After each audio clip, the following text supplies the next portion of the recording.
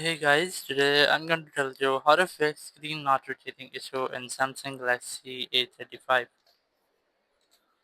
If you are using Galaxy A35 and you're facing the issue that your phone screen is not rotating, so let's see some possible fixes for this.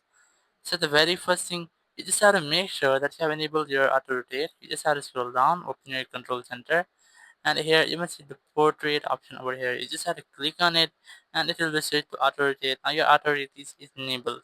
If you are having issue that you can't find this option here, you can click on this pencil icon, click on add a control, locate your portrait here, and you can add that to your control center, and after all, then you can easily use your auto rotate.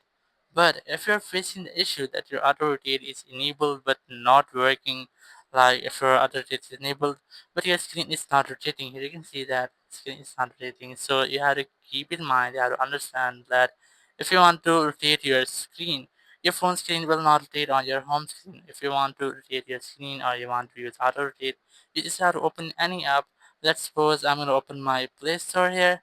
Now once I'm in any app, my screen will automatically rotate whenever I tilt my phone here. So you have to keep in mind that your auto rotate will not work on your home screen. You have to open any app to use auto rotate.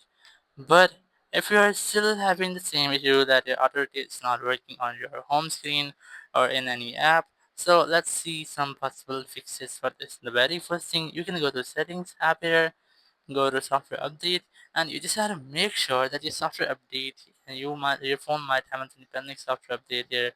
If you find, so you can try to make a software update here. After updating your software, just scroll down, click on this power icon, click on restart, and then click on this restart icon again to have a restart with your phone. And once your phone has been restarted, your issue will be fixed and you will not get this issue again. But if you are still getting the same issue, so there's the only way, just go back, go to general management, go to reset, and click on reset all settings, click on reset settings, and then click on this reset option again to have a reset with all your phone settings. It will not delete any kind of data, it will just reset your phone setting, and once you have done, your issue will be fixed and you will not get this issue again. Thank you very much for watching the video. Until next video, bye bye.